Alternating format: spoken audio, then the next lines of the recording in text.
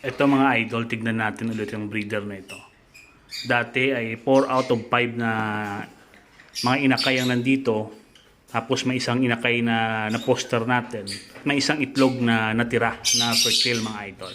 Ngayon tignan nyo. Ayan mga idol. Perfect clutch na. Ayan o. Yan, dati 4 yan. Tapos may poster na green. Yun yung green o. Tapos tignan nyo yung inakay. 1, 2, 3, 4, 5. Yan o. 1, 2, 3, 4, 5. Tapos isang poster mga idol. 6 lahat. Buhay lahat mga idol. Perfect clutch.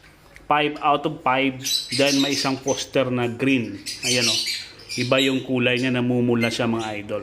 Compare mo dito, parang kung tignan mo yung balahibo, medyo light or maputi.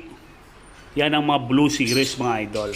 Green series naman ay medyo mapula mga idol. Yan yung mga kulay na green. Yan, perfect clutch mga idol. Ito yung pinakamaliit oh. Yan sa gitna. Yan yung pinaka last na nag hatch mga idol.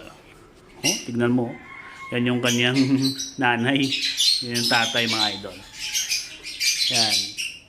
After ilang weeks mga idol, yung mga malalaki sa 2-3 ay hanapan natin ng baka pa poster ko yan mga idol, baka doon sa ilalim. Pero sa ngayon, steady lang muna sila dito. Dahil alam ko na kayang buhayin ng dalawang to yung 6 na yan mga idol. Papakita ko sa inyo after ilang weeks mga idol.